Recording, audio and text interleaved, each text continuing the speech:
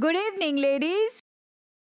आप सबको देखकर बहुत खुशी हुई। आशा है कि हफ्ता बहुत अच्छा बीता होगा। पिछले हफ्ते एक साथ हम मिले थे और जो कुछ भी हमने पिछले हफ्ते खाया उसके बारे में कितने लोग सोच रहे थे। आशा करती हूँ कि आपने अपनी बेटियों को बताया होगा कि जब यीशु कहानी बताता है तो वो उसमें है। पिछले हफ्ते हम सब ने मिलकर यही तो भोजन किया था। बहनों, स्वागत है आपका छठे हफ्ते में यीशु और स्त्रियों का।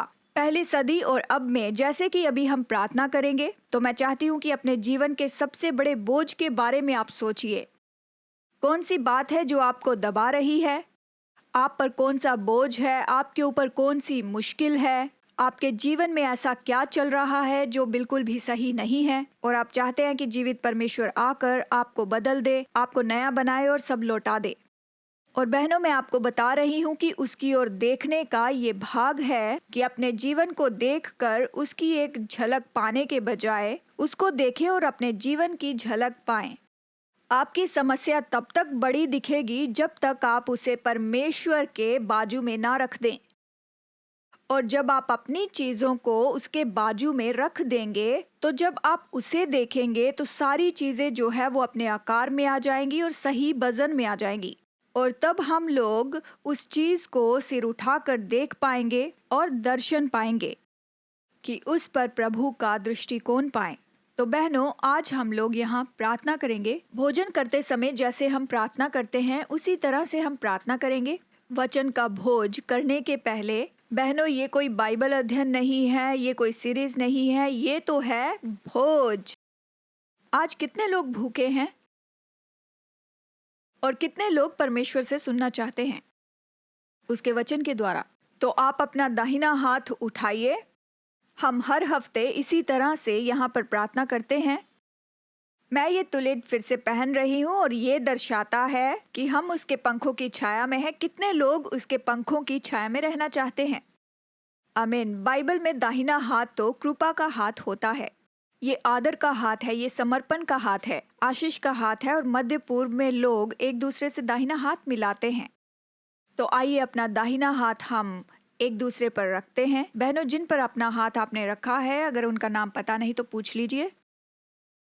और जैसे हम प्रार्थना करते हैं आप उनके लिए प्रार्थना करना शुरू कीजिए। आइए सिर झुकाकर प्रार्थना करते हैं। पिता परमेश्वर, हम यहाँ पर छठे हफ्ते में हैं। पिता परमेश्वर, तू हमारे जीवन में इतना महान कार्य कर रहा है, हमारी कल्पना से परे कार्य कर रहा है। और पिता, जैसे हम इस बाइबल की मेज के पास आते हैं, पिता, हम विश्वास के साथ तेरे पास आते हैं। खुद पर विश्वास नहीं, पर तुझ पर विश्वास रखते हैं। इस समय प्रभु, तू अपने वचन को हमें दे छोटे छोटे हिस्सों में, ताकि हम उसे चबा सकें। भरपूरी के साथ हमें तू भोजन दे। प्रभु, हम अपने आप को तेरे सामने लाते हैं। प्रभु, हमें देखने और सुनने की क्षमता दे, ताकि हम तेरे वचन को देखें और समझ सकें। प्रभु, जैसे हम तैयार होते हैं कि गवाही दे, कि पढ़ें और खाएं और देख पाएं कि यीशु एक और स्त्री के लिए मिशपाट और ज़ेदका लेकर आ रहा है, कि अपमान में से उदारता से उठा सके, गहरे रूप में पूरा नया बना सके। और प्रभु, हम इन कहानियों में मुख्य सार देखना चाहते हैं, क्योंकि तूने उनके लिए किया है तो हमारे लिए भी करेगा। प्रभु, जो कुछ भी बोझ है या जो कुछ भी भार है हमारे ऊपर, प्रभु मैं इस वक्त प्रार्थना करती हूँ कि सारी संसार की चिंताएं हमसे उतर जाएं, कि तू ही हमारा केंद्र बन जाए। जैसे कि हम एक दूसरे के बाजू में खड़े होकर तेरी ओर देख रहे हैं और तेरे वचन को हम लोग देख रहे हैं। पिता, अपनी तरह से काम कर। तू जो कहना चाहता है उसे कह और जो करना चाहता है उसे कर। धन्यवाद मिशपाट और ज़ेदका के लिए, न्याय के लिए, धार्मिकता के लिए, उदारता से उठाने के लिए, जो इस समय तू कर रहा है बहुत ही गहराई से हम सबके जीवन के लिए। प्रभु, तुझसे प्रेम करते हैं, तू भला है और जो तू करता है भला है। यीशु के नाम में मांगते हैं, आमीन। तो चलिए बहनों, यहाँ पर सारांश देखते हैं। हम यहाँ पर यीशु को जान रहे हैं, उसके पहले सदी के संसार को। कितने लोग इसका आनंद उठा रहे हैं कि पहली सदी के यहूदी संसार के यीशु को जाने? ये अच्छा है। तो जैसे हम इसे जान रहे हैं, तो आइए अपने चार्ट को फिर से यहाँ निकालते हैं। इन 6 हफ्तों में कितने लोग अपने चार्ट से प्रेम करने लगे हैं? कभी नहीं सोचा कि चाट से प्रेम करेंगे, लेकिन किया। ये इसीलिए हुआ क्योंकि बाइबल को मध्य पूर्वी लोगों ने मध्य पूर्वी संदर्भ से लिखा है। मैं बाइबल की परंपरा का अध्ययन करने वाली हूँ। मैं बाइबल सिखाती हूँ इसके असली ऐतिहासिक परंपरा और भाषा और जियोग्राफिक तरीके के साथ। ये टाइम मशीन के जैसा होगा। मैं आपको केवल वचन का विवरण ही नहीं बताऊंगी, मैं आपको उस पवित्र भूमि के भौगोलिक क्षेत्र में ले जाऊंगी। मैं आपको 2000 साल पीछे उस समय में ले जाऊंगी, उस युग में जहां पर यीशु नासरी इस पृथ्वी पर चलता था। जैसे हम अपने चार्ट को आज देखकर शुरू करते हैं, मैं चाहती हूँ कि हम सब यहाँ से नीचे चले जाएं।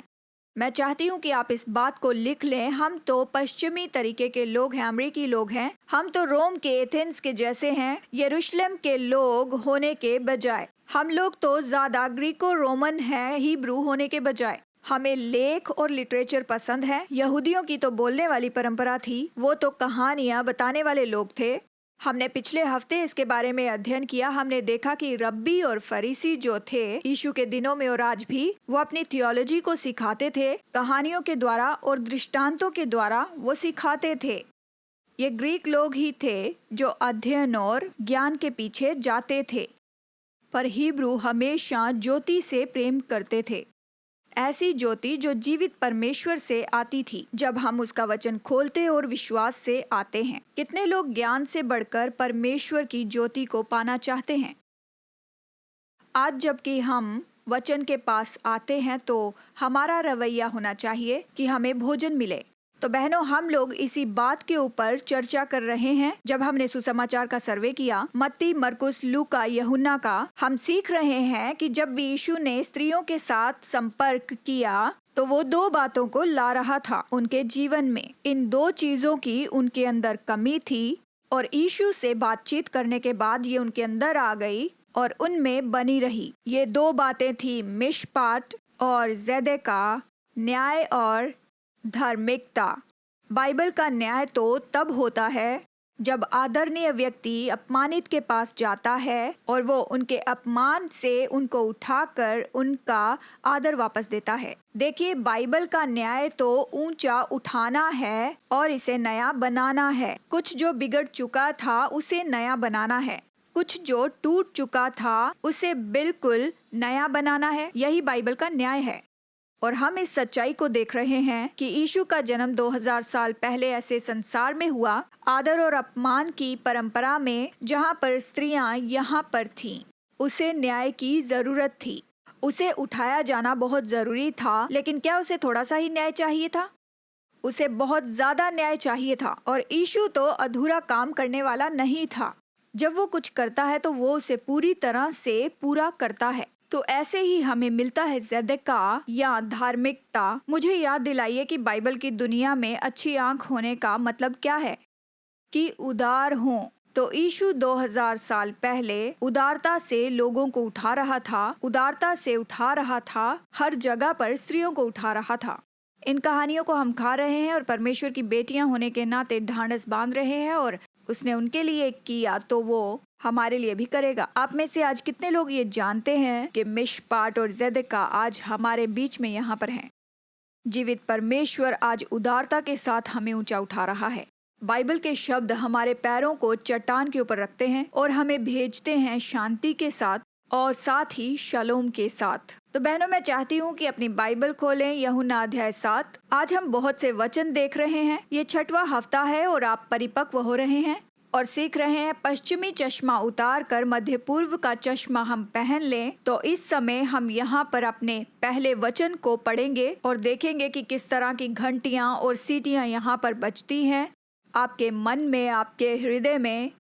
बस मैं तैयारी के रूप में कहना चाहती हूँ कि आज बहुत अच्छा दिन है, ये बहुत बड़ा दिन है। मैं चाहती हूँ कि अपनी बगल वाली बहन को आप मुड़कर कहें कि आप तैयार नहीं हैं। मैं तो इसके लिए पूरी तरह तैयार नहीं हूँ। आज का दिन जीवित है। कुछ हफ्तों पहले सामरी स्त्री के लिए याकूब के कुएं के पास का यीशु का वो प्रेम, और उसके अगले हफ्ते दीवार के पास की वो स्त्री, वहां पर शमौन फरीसी के घर में भोजन के समय उसके लिए उसका प्रेम उसने आंसुओं के साथ उंडेल दिया।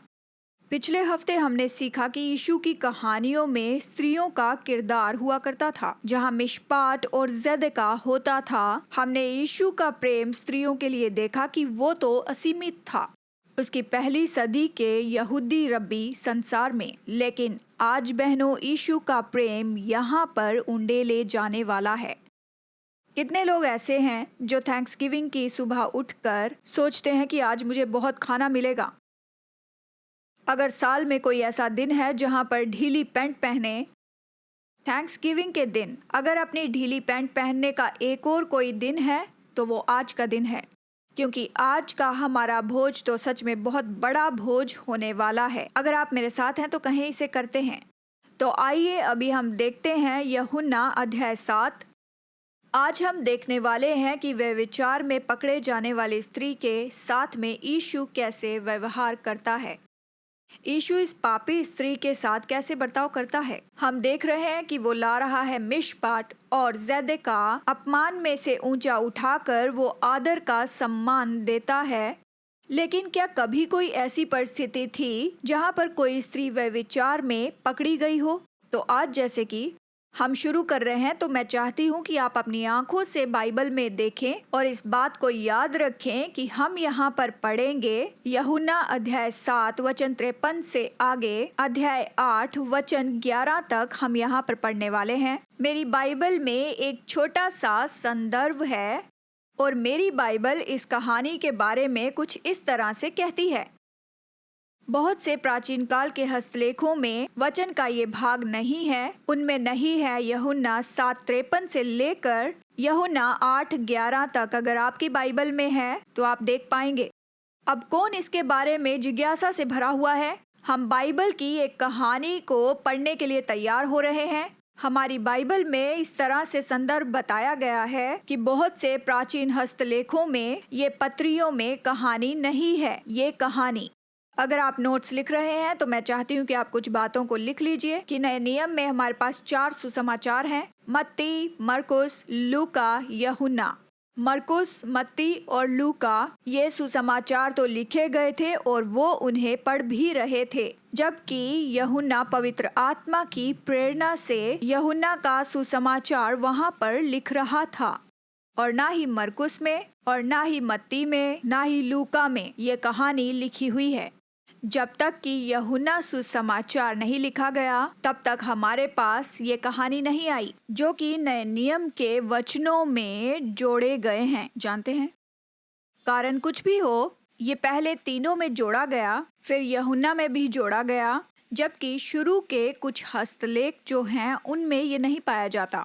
मेरे कुछ सलाहकार मित्र हैं। कितने लोगों ने इसे सुना है, फ्लाइट फाइट फॉर फ्री। कितने लोग ऐसे हैं कि कुछ होता है तो वो भाग जाते हैं, बस निकल जाते हैं? हाथ उठाइए। कितने लोग हैं जो फ्रीज हो जाते हैं, कहते हैं पता नहीं क्या करूं और कौन लड़ता है? लड़ने वाले कहाँ हैं? ओ यहाँ पर ये लड़ने वाले हैं। ये ऐसा लगता है कि ये तो बहुत ही प्राचीन कहानी है। शुरू का चर्च सोच रहा था कि अब बस इसके साथ क्या करें, क्या ये सुसमाचार में जोड़ा जाएगा या नहीं। बाइबल में जो लेख हैं इस कहानी को हम उसमें जोड़ेंगे या फिर नहीं। तो बताइए कितने लोग खुश हैं कि ये यूहन्ना के सुसमाचार में है। पर ये कहानी तो इतनी अद्भुत है। मैं बस कल्पना करती हूँ कि शुरू की कलीसिया ने इसे पढ़कर कहा होगा, ओ वाओ, कि इस कहानी के अंदर क्या चल रहा है। ये तो 2000 साल पहले यीशु के यहूदी संसार में हुआ था और उस समय ये जो स्त्री थी ये व्यभिचार में वहां पर पकड़ी गई थी। और जैसे कि आज हम इसे खाने वाले हैं, ये तो बहुत ही अद्भुत कहानी है। तो आइए इसे पढ़ते हैं। यूहन्ना 7 की हमारी ये कहानी जो शुरू होती है वचन 53 से और ये अध्याय 8 के वचन 11 तक है, जो कि वचन के शुरू के हस्तलेखों में नहीं है। क्या आप जानते हैं आज हमारे भोज में बाइबल ये कहती है, तब सब कोई अपने अपने घर चले गए, परंतु यीशु जैतून के पहाड़ पर गया और भोर को वो फिर मंदिर में आया और सब लोग उसके पास आए। वो बैठकर उन्हें उपदेश देने लगा। तब शास्त्री और फरीसी एक स्त्री को लाए जो व्यभिचार में पकड़ी गई थी और उसको बीच में खड़ा करके यीशु से कहा, हे गुरु, ये स्त्री व्यभिचार करते पकड़ी गई है। व्यवस्था में मूसा ने हमें आज्ञा दी है कि ऐसी स्त्रियों पर पथरवाह करें। तू इस स्त्री के विषय में क्या कहता है? उन्होंने उसे परखने के लिए ये बात कही ताकि उस पर दोष लगाने के लिए कोई बात पाएं। परंतु यीशु झुककर उंगली से भूमि पर लिखने लगा। जब वे उसे पूछते ही रहे तो उसने सीधे होकर उनसे कहा, तुम में जो निष्पाप हो वही पहले उसको पत्थर मारे। और फिर झुककर भूमि पर उंगली से लिखने लगा। परंतु वे ये सुनकर बड़ों से लेकर छोटों तक एक एक करके निकल गए और यीशु अकेला रह गया और स्त्री वहीं बीच में खड़ी रह गई। यीशु ने सीधे होकर उससे कहा, हे नारी, वे कहाँ गए? क्या किसी ने तुझ पर दंड की आज्ञा ना दी? उसने कहा, हे प्रभु, किसी ने नहीं। यीशु ने कहा, मैं भी तुझ पर दंड की आज्ञा नहीं देता। जा और फिर पाप ना करना। तो देखिए बहनों, आज हम अपना भोज करने के लिए तैयार हैं। आप शायद कुछ लिखना चाहेंगी। ये बहुत भारी शिक्षा है, बहुत सी परंपरा की बातें हैं जो मैं आपको बताना चाहती हूँ, जो इस कहानी पर प्रकाश डालेगी ताकि हम लोग इसे बेहतर तरीके से समझ पाएं। ये तो पहली सदी के यहूदी संसार से जुड़ी हुई है, जहाँ पर यीशु और ये स्त्री है जो व्यभिचार में पकड़ी गई थी। सबसे पहले मैं चाहती हूँ कि आप गौर कीजिए, ये कहानी शुरू होती है तब से। क्या आपने इस पर गौर की? और फिर सब अपने अपने घर चले गए। जब हम ये शब्द देखते हैं तब इसमें ये बात जुड़ी हुई है। ये जो हमारी कहानी है, जो स्त्री व्यभिचार में पकड़ी गई और उसे यीशु के पास लाया गया, तो ये जो कहानी है ये बीच में आई हुई कहानी है। इसके पहले ही कुछ चल रहा था, पहले ही कुछ हो रहा था, फिर ये कहानी यहाँ पर शुरू होती है। यानी यहाँ पर पहले ही कुछ घटना चल रही थी। तो मैं आपको यहाँ पर इस घटना की कुछ सच्चाई को बताना चाहती हूँ, वो जो इस कहानी की शुरुआत है। अब यीशु के दिनों में यहूदी लोग बड़े पर्व को और विधियों को माना करते थे। व्यवस्था विवरण अध्याय 16 में परमेश्वर ने इस्राएलियों को कहा कि वो उसके नाम के नगर में आकर बस जाएं, और हम ये जानते हैं कि वो यरूशलेम है। वो तो 7 दिन का पर्व मनाते थे, परमेश्वर की भलाई का उत्सव मनाया करते थे। ऐसे कितने लोग हैं जो अपने जन्मदिन की पार्टी 7 दिन तक देते हैं? यीशु तो उत्सव मनाने वाला था। जीवित परमेश्वर तो उत्सव मनाना चाहता था। व्यवस्था विवरण अध्याय 16, यहाँ पर हमें 3 पर्व बताए गए हैं। बारिश के समय पहला पर्व आता है, वो है फसह, यानी फसह का पर्व। इन 7 दिनों के लिए पूरे संसार के यहूदी यरूशलेम में आकर जमा होते थे, फसह के 7 दिन के इस पर्व के लिए। 50 दिन के बाद पेंटिकॉस्ट का पर्व आता है। ग्रीक में उसे ये नाम इसलिए दिया गया है क्योंकि ये 50 है, पर यहूदी जानते हैं कि ये तो हफ्तों का पर्व है। ये फिर से बारिशों में ही आने वाला पर्व और उत्सव है। ये भी 7 दिन का ही था और परमेश्वर तो 7 दिन पार्टी करना चाहता था। मुझे उसकी ये बात पसंद है। फिर पतझड़ में व्यवस्था विवरण 16, उसमें एक और पर्व आता है, एक और उत्सव आता है। इसका अलग नाम है। कई बार इसे तंबुओं का पर्व कहते हैं, या कई बार इसे लबूज का पर्व कहते हैं, या कई बार इसे सुक्कोत कहते हैं। पर यह साल का एक और समय है जहां पूरे संसार के यहूदी यरूशलेम में जमा होते हैं और शहर के भीतर आने की कोशिश करते हैं कि पिछले साल के लिए परमेश्वर की विश्वास योग्यता का उत्सव मनाएं अपने यहूदी भाइयों और बहनों के साथ में। तो चलिए मैं आपको फिर से याद दिला दूं कि जब यरूशलेम में पर्व होते थे तो वहां पर कौन होता था? सभी होते थे। सब लोग कहें, सभी लोग। ये तो सभी लोगों से ज्यादा है। वहां पर सभी लोग होते थे। ये तो सभी के बीच में रहने वाला एक बहुत ही मुख्य पल था यहूदी लोगों की जिंदगी में और उनके कैलेंडर में होने वाला।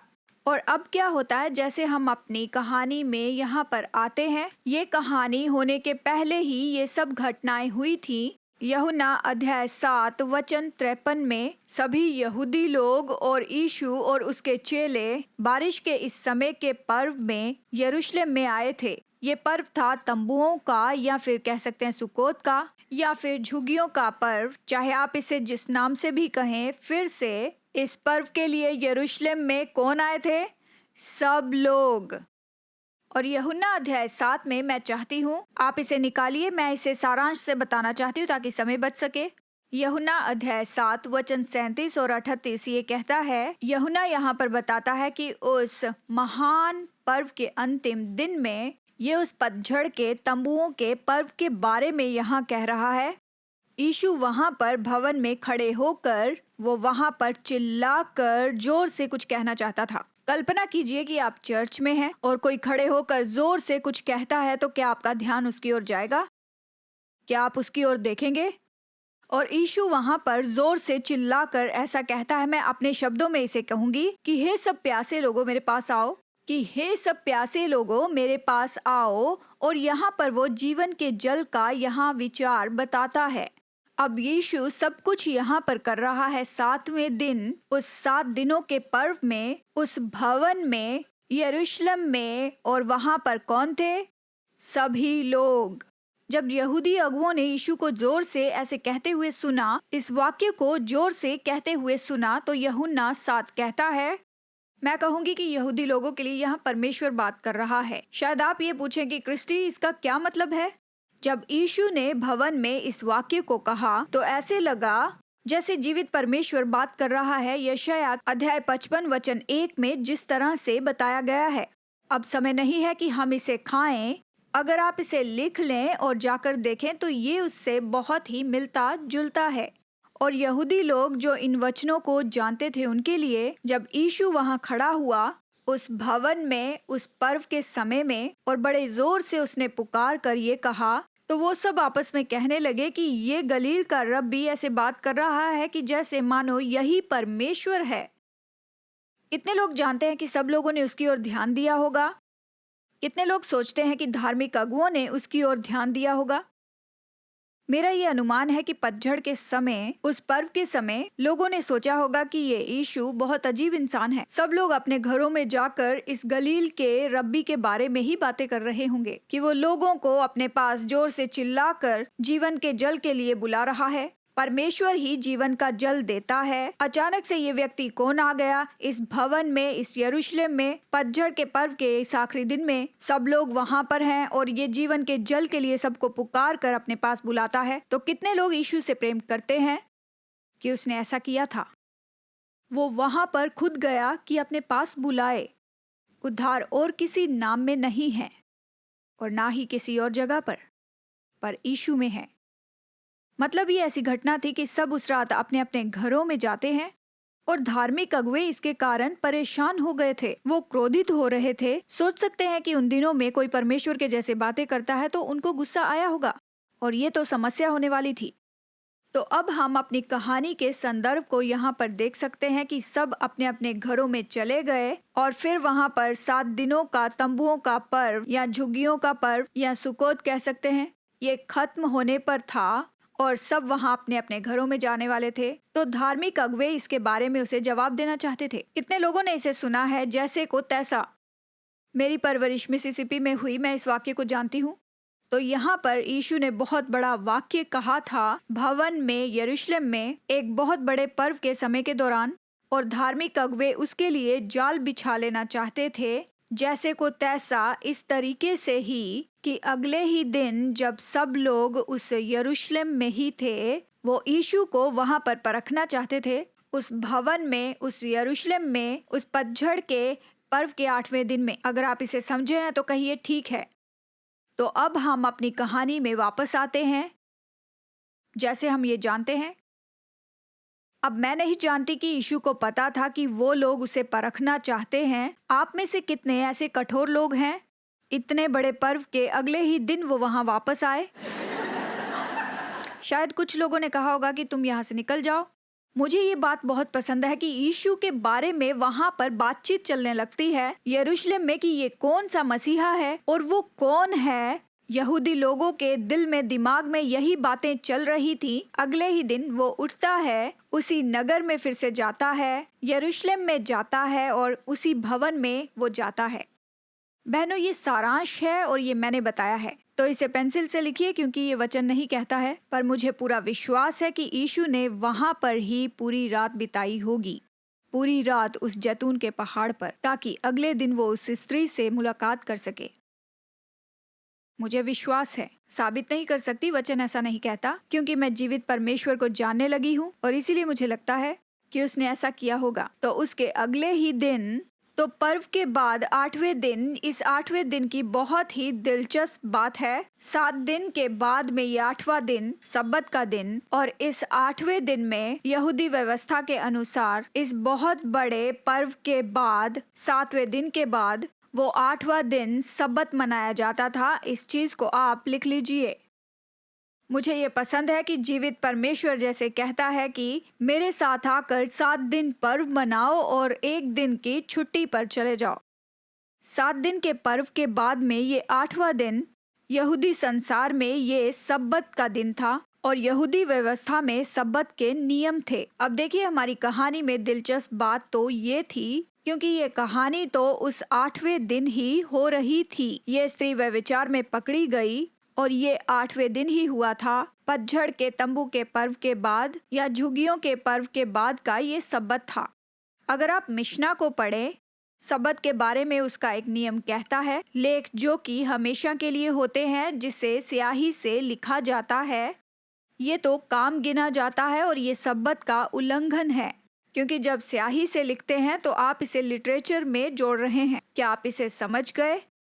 पर मिशना ने यह भी कहा कि सब्बत के दिन यहाँ तक कि मिट्टी में भी लिखना या रेत पर या इस तरह से कि हवा आकर उसे मिटा दे, तो भी आपने उसमें कुछ जोड़ा है। अपने शरीर के द्वारा आपने उसमें काम किया है, तो आप सब्बत नहीं तोड़ रहे हैं। तो हम यहाँ पर देखते हैं कि यीशु जमीन पर कुछ लिखने लगता है। उस धूल पर हम इसे देखने वाले हैं। यीशु अपने यहूदी संसार में पूरी तरह से काम कर रहा था। तो अगले दिन मतलब 8वें दिन वो यरूशलेम में आता है, वो उसी भवन में आता है और फरीसी वहां पर व्यभिचार में पकड़ी हुई एक स्त्री को लेकर आते हैं। क्या आप इस कहानी के तनाव और हलचल को महसूस कर पा रहे हैं? एक दिन पहले ही यीशु वहां खड़े होकर जोर से पुकार रहा था और लोगों को जीवन के जल के लिए अपने पास बुला रहा था।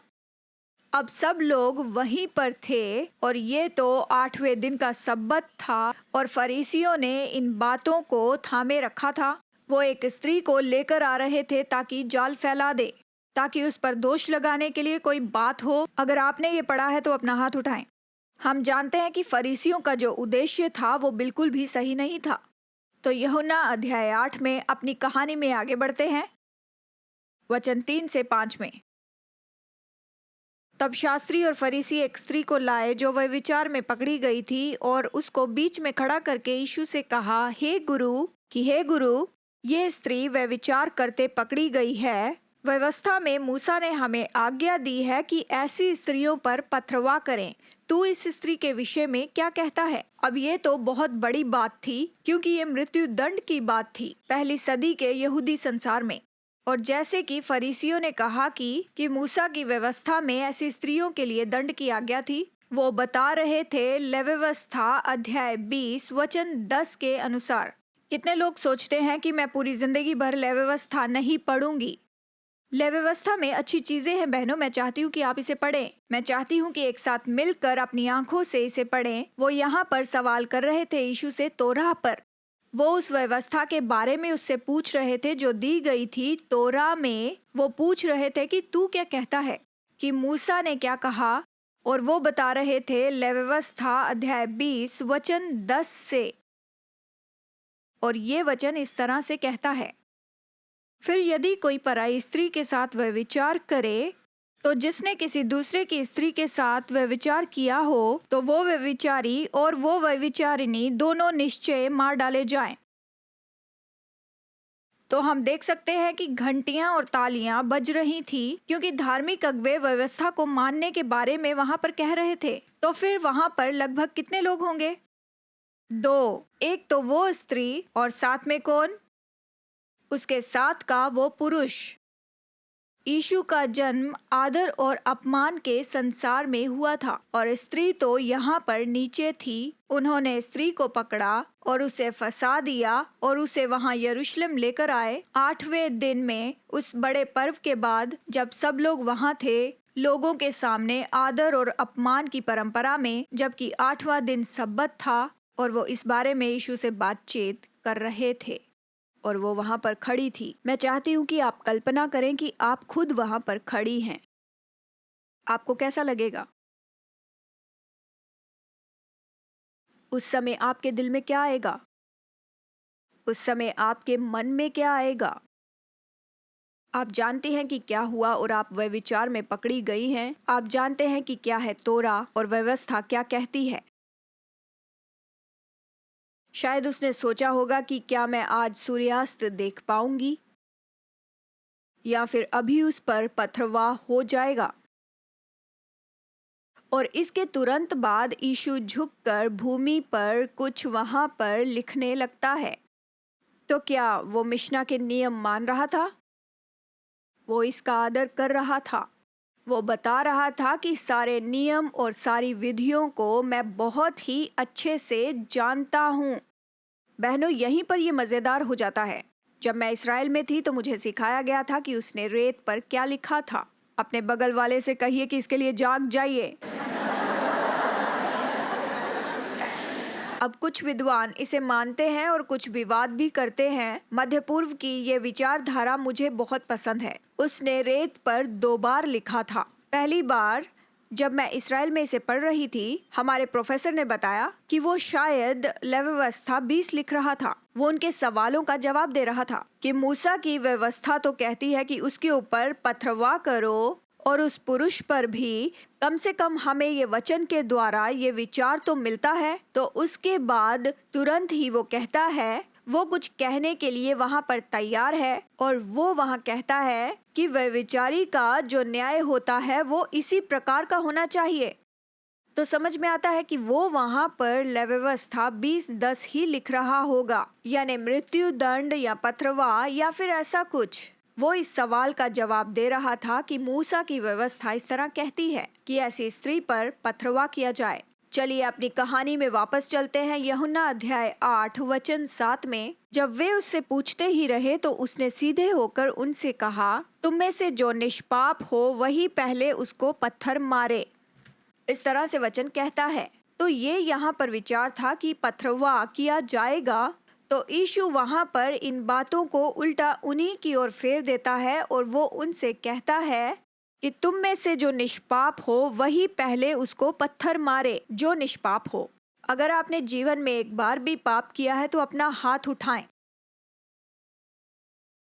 कौन जाने यहाँ पर आते समय आपने पाप किया होगा। आप कहेंगे कि यहाँ पर कौन सी कहानी चल रही है। हम तो पापी हैं। ये स्त्री तो वहां पर व्यभिचार करते हुए पकड़ी गई थी। आप इसे लिख लीजिए क्योंकि आज हमारी परंपरा में इन दिनों में पाप शब्द जो है वो हमारी समझ से ही परे है। और आज मैं ये समय लेना चाहती हूँ क्योंकि पाप तो असली है और पाप गंभीर है और पाप के साथ निपटना होगा अगर हम उस पवित्र और धर्मी परमेश्वर के साथ में संबंध रखना चाहते हैं। तो इस बात से मुझे बहुत तसल्ली मिलती है कि यीशु ने बस इस तरह से ही नहीं कहा कि हाँ तुम जानती हो ये तो बस व्यभिचार है, बस ऐसे ही चल जाएगा, कोई बात नहीं। 7 दिन के बाद ये 8वें दिन का सब्बत था।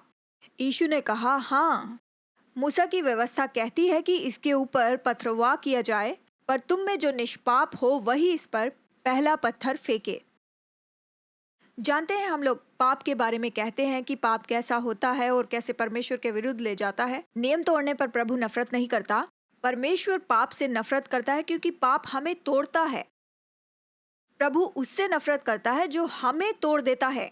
ये हमारे शालोम को तोड़ देता है। हमारे संपन्न होने पर, हमारे प्रसन्न होने पर, हमारे भरपूर होने पर पाप हमें कमजोर कर देता है, हमें नाश कर देता है, हमें तोड़ता है, हमें नीचा गिराता है। ये हमें अपमान में बांध देता है और हम छुपने लगते हैं। और ये सच है। जानते हैं, जब मैं सेमिनरी में थी, एक थियोलॉजियन मुझे सिखा रहे थे और उनका नाम था कॉर्नेलियस क्वेंटिविजीनियर, और उन्होंने पाप की परिभाषा दी। मैंने सोचा कि हाँ, ये तो मददगार है। आज इस कहानी को हम यहाँ पर खत्म करेंगे बहनों, लेकिन हम पाप को भी अनदेखा नहीं कर सकते हैं, क्योंकि परमेश्वर कभी भी पाप को अनदेखा नहीं करता। परमेश्वर पाप के बारे में कुछ करता है। मैं ये आपके लिए पढ़ना चाहती हूँ।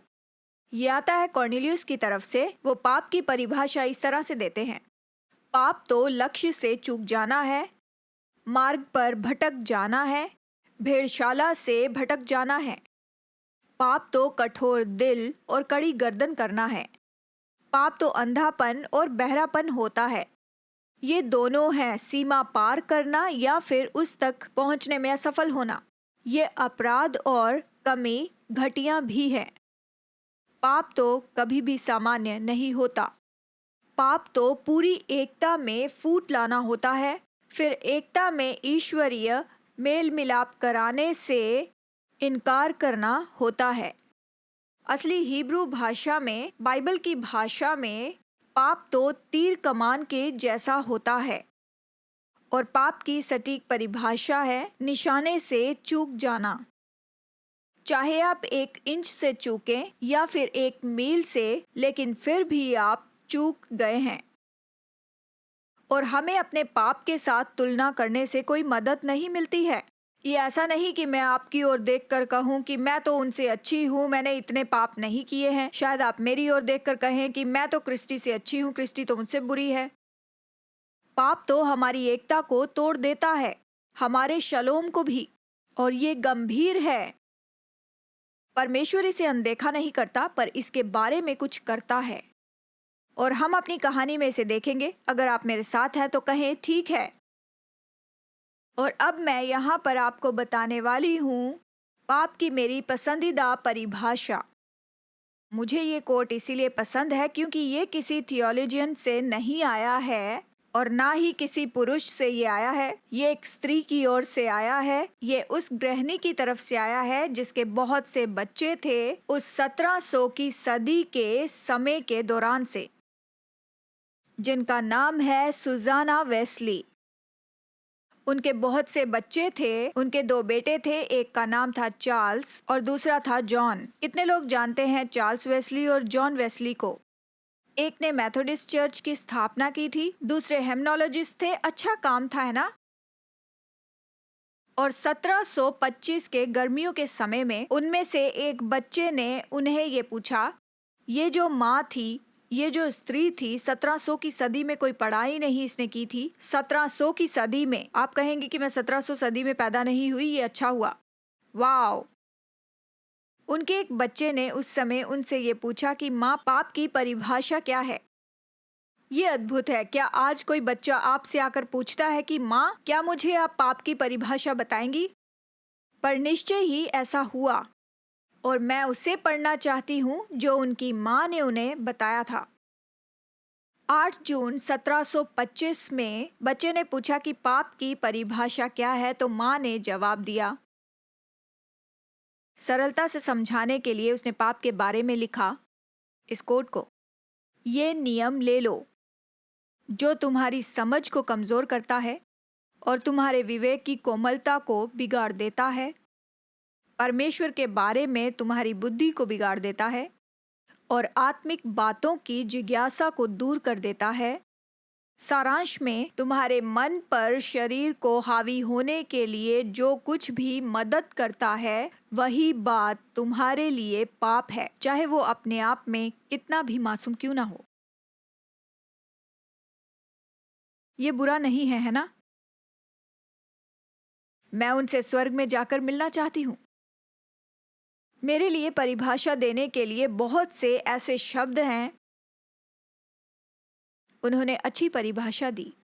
जो भी तुम्हें दूर कर देता है परमेश्वर की पवित्रता से, चाहे वो कितना भी मासूम क्यों ना दिखता हो, हमारे लिए वही पाप है। पाप असली है, ये जानलेवा है, ये दिलचस्प है। पाप के बारे में उत्पत्ति में बताया गया है 3 अध्याय में कि आदम और हवा ने फल खाया और पाप जगत में आ गया। उत्पत्ति 4 में कैन ने हाबिल की हत्या कर दी और उत्पत्ति 6 में हम देखते हैं कि बाढ़ आ गई। पाप तो आग की तरह फैल जाता है।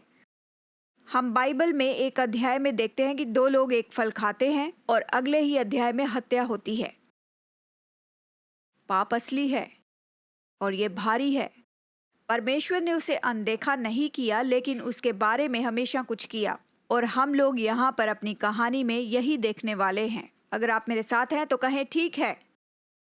तो चलिए देखते हैं यूहन्ना 8 वचन 7, जहाँ यीशु ने कहा कि जो निष्पाप हो पहले वही पत्थर मारे, जिसने पाप ना किया हो वही पत्थर उठाए।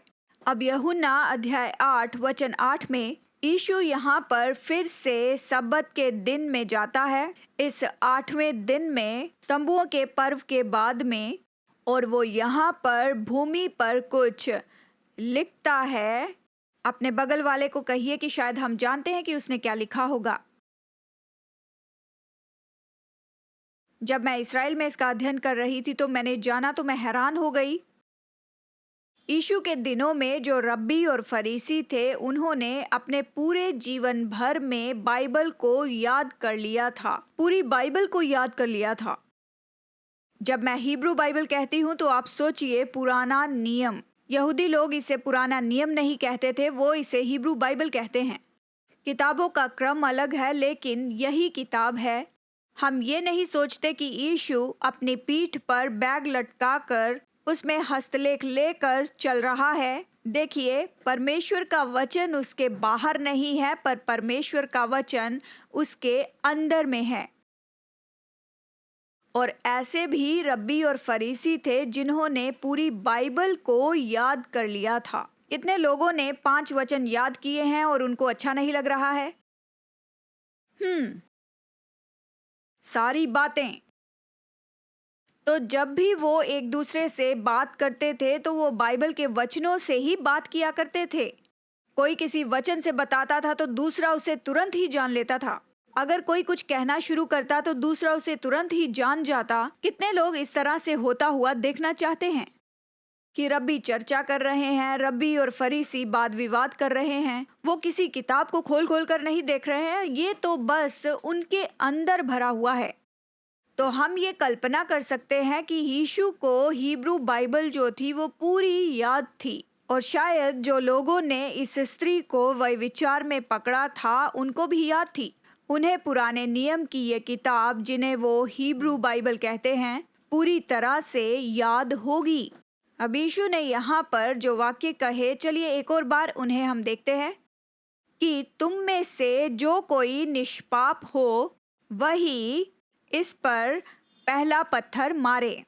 और उसके अगले ही वचन में वो झुककर भूमि पर लिखने लगता है, और फिर से ये सवाल उठता है कि वो क्या लिख रहा है।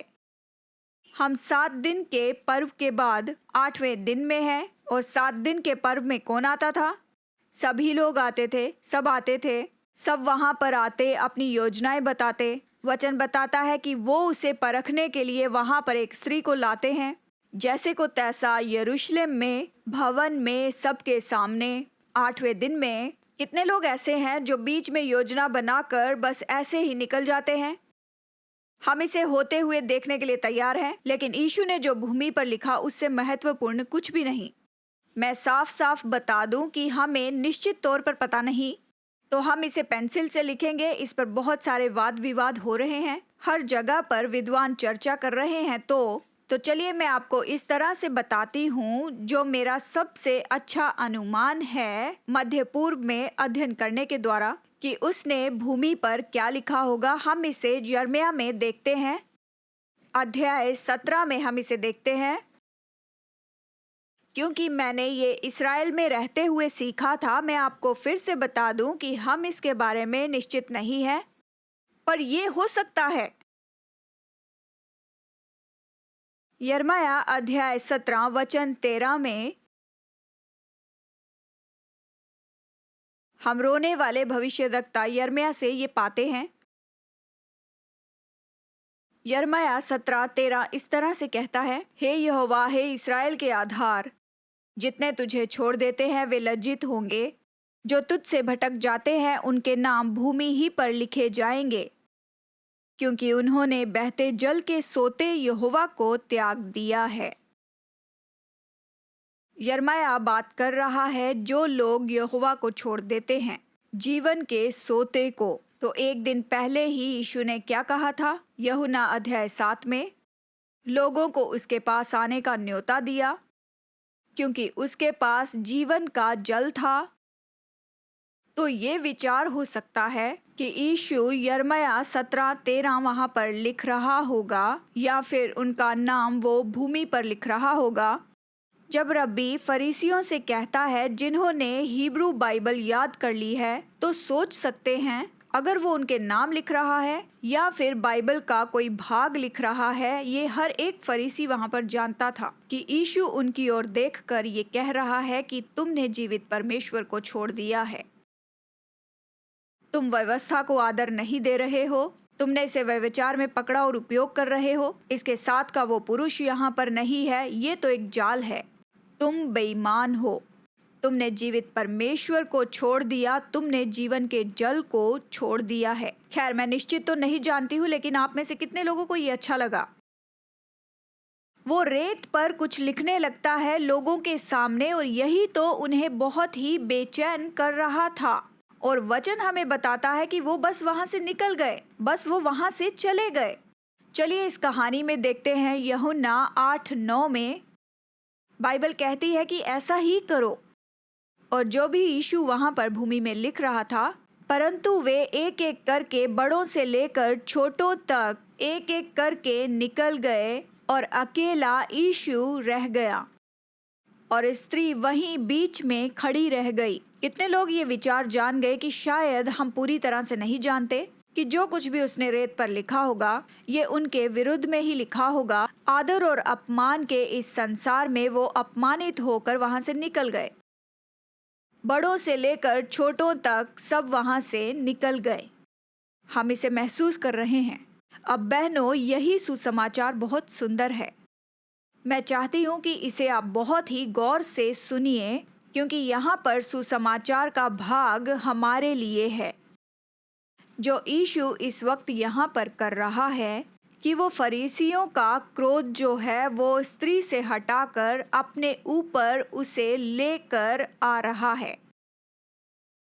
इस कहानी की शुरुआत में वो उस स्त्री को इस तरह से देख रहे थे कि तुम व्यभिचारिणी हो। वो उस पर पथरवाह करने की योजना बना रहे थे, और यहाँ पर ये कहानी पूरी तरह से बदल जाती है। कितने लोग सोचते हैं कि जब फरीसी उस वक्त वहां से निकले होंगे, तो वो उस स्त्री के बारे में सोच रहे होंगे या फिर यीशु के बारे में कि जो कुछ उसने रेत पर लिखा था।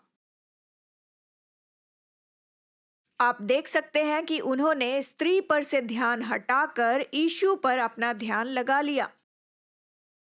उस स्त्री के ऊपर जितना भी क्रोध था, यीशु ने उस सारे क्रोध को अपने ऊपर ले लिया। उसने उनका ध्यान उस स्त्री से हटाकर, उस दोषी स्त्री से हटाकर उसने अपने ऊपर ले लिया परमेश्वर का पुत्र, मनुष्य के पुत्र और मेमने पर।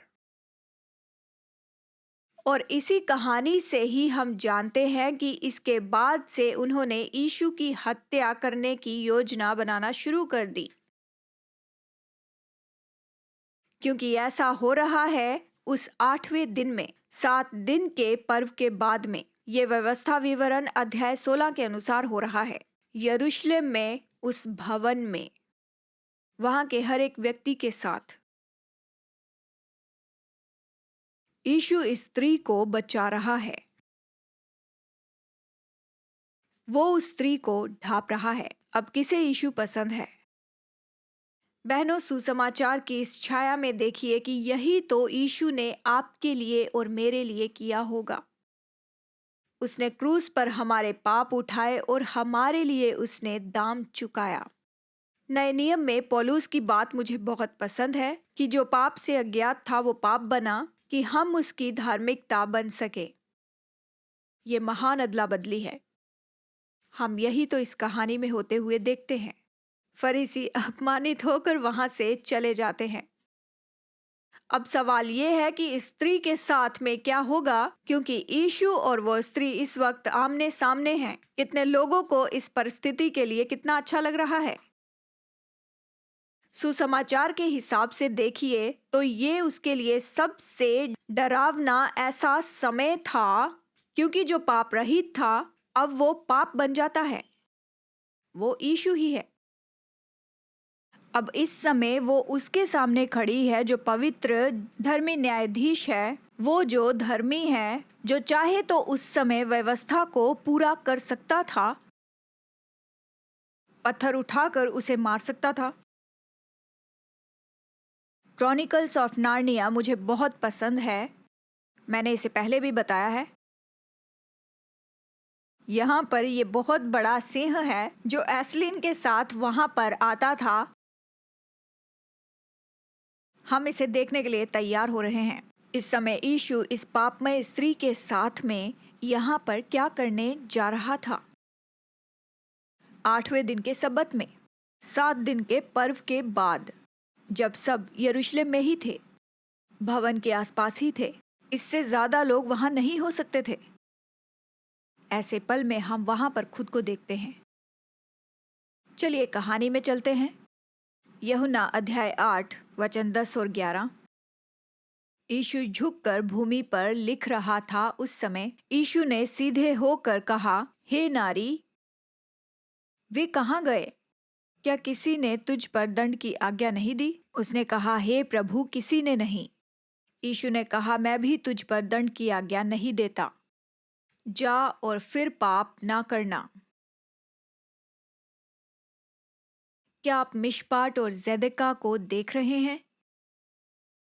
हमारी कहानी की शुरुआत में ये जो स्त्री है वो कहाँ पर थी? क्या वो यहाँ थी, या यहाँ थी, या यहाँ पर थी, या फिर एकदम नीचे? और कहानी के अंत में हम देखते हैं कि यीशु ने उसे बचा लिया, उसने उसे ढांप लिया, उसका प्रायश्चित हो गया। जानते हैं,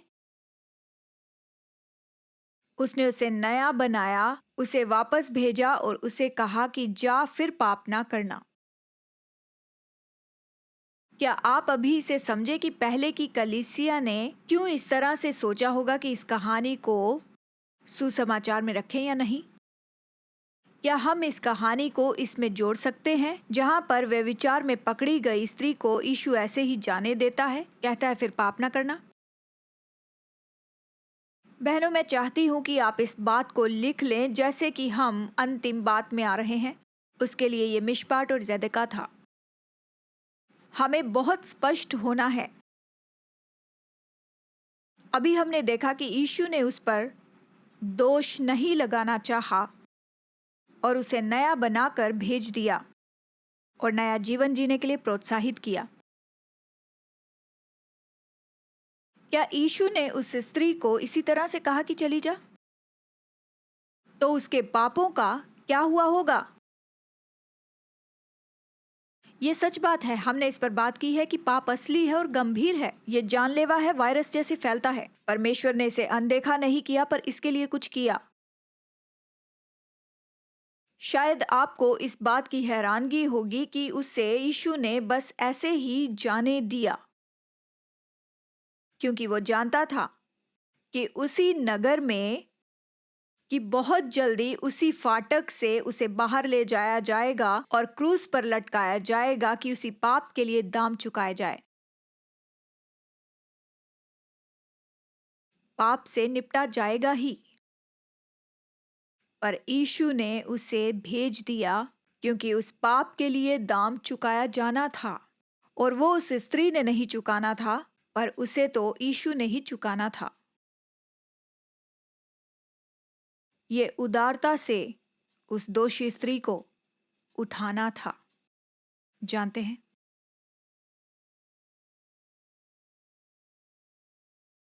ये पीड़ादायी था।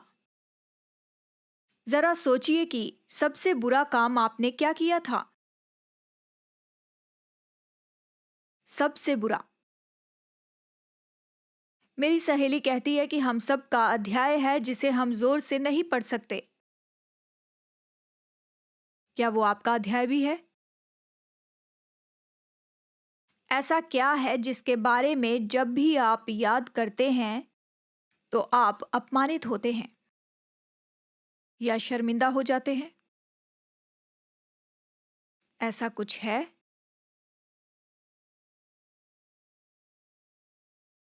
ये कहानी बताती है। बाइबल इस तरह से बताती है कि मनुष्य तो सबसे बुरा करना चाहता है, पर परमेश्वर आकर सबसे अच्छा काम करता है। हम जो भी करते हैं उसका काम तो हमारे लिए सबसे उत्तम होता है। आपके पाप से बढ़कर क्या है जानना चाहते हैं? परमेश्वर का प्रेम है। क्षमा तो उसी में ही मिलती है। इस कहानी को हम इसी संदर्भ में देखते हैं और फिर समझने लगते हैं, जानने लगते हैं। शायद इस बात पर चर्चा हो सकती है कि बाइबल के सुसमाचार में ये होगी भी या नहीं। कुछ है जिसे कहते हैं एग्राफा। आप जो जानना चाहते हैं एग्राफा के बारे में, ये एक ऐसी कहानी है जो कि बताई जाती है और कई पीढ़ियों के बाद में ये कहानी लिखी जाती है। कुछ विद्वान कहेंगे कि ये कहानी तो एग्राफा है। ये तो यीशु की एग्राफा कहानी है जो कई पीढ़ियों तक बताई गई थी और फिर आखिरकार प्रेरित यूहन्ना पवित्र आत्मा की अगुवाई से इस कहानी को वहां पर लिखता है। यूहन्ना का सुसमाचार लिखता है। शायद कुछ विद्वान कहते होंगे कि ये तो एग्राफा के ढांचे में फिट नहीं होता है, लेकिन मैं इसे जानती हूँ। मैं खुश हूँ कि ये कहानी बाइबल में लिखी गई है। कितने लोग खुश हैं कि ये कहानी बाइबल में लिखी गई है? मैं ऐसे लोगों से मिली हूँ जो कहते हैं कि क्रिस्टी, अगर मैं चर्च में आ जाऊं तो परमेश्वर मुझे देखकर हैरान होगा। क्या आप ऐसे लोगों को जानते हैं? क्या आप ऐसे लोगों के साथ में कभी रहे हैं? मुझे ये कहना पसंद है कि वो हैरान नहीं होगा। वो उदारता से आपको उठाएगा और शालोम के साथ में विदा करेगा। बाइबल कहती है कि वो ऐसा ही करेगा। बहनों, हमें इन कहानियों को जानना होगा क्योंकि परमेश्वर बहुत ही उत्तम है। यीशु के पहली सदी के यहूदी संसार में हम जितना जानते हैं वो तो उससे भी बहुत अच्छा था। आपने जब सबसे बुरा काम किया, जब सबसे बुरे समय में थे और आप इसके बारे में सोच रहे थे कि परमेश्वर ने मेरे लिए क्या सोचा होगा, ओह ये सब कैसे ठीक होगा, फिर ये कहानी आपसे बात करेगी। यीशु तो यही है और उसका जीवन ऐसा ही है। जैसे कि अब हम अंत में आ गए हैं, मैं यहाँ पर अपना सबसे पसंदीदा पुराने नियम का वचन बताना चाहती हूँ। मुझे पुराना नियम पसंद है। कितने लोगों को पुराना नियम पसंद है? मुझे लय व्यवस्था बहुत पसंद है। मैं पसंद करती हूँ। मैं चाहती हूँ कि आप मेरे साथ चलें यशाया में। आइए देखें यशाया अध्याय 42। मुझे ये वचन बहुत पसंद है। ये वचन कहानी को बताता है, इसे समझाता है दो रूप में, जो कि बहुत सामर्थी है और बहुत ही प्यारी है। एस्लिन के बारे में हम इस तरह से देख सकते हैं।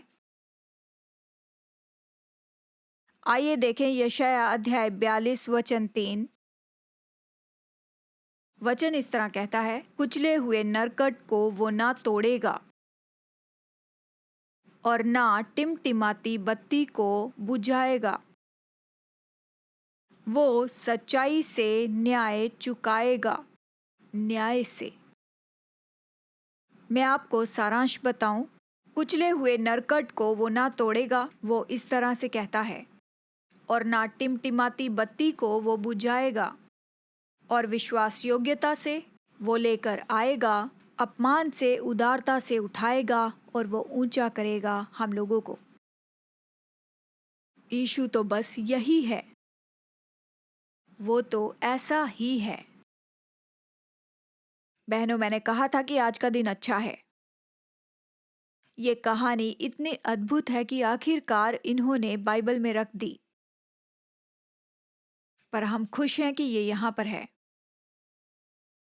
हम इन कहानियों को खाते हैं, इन्हें पढ़ते हैं, फिर पढ़ते हैं और फिर पढ़ते चले जाते हैं। नए तरीके से ये सिखाती हैं कि ढाढ़स बांधना क्या है।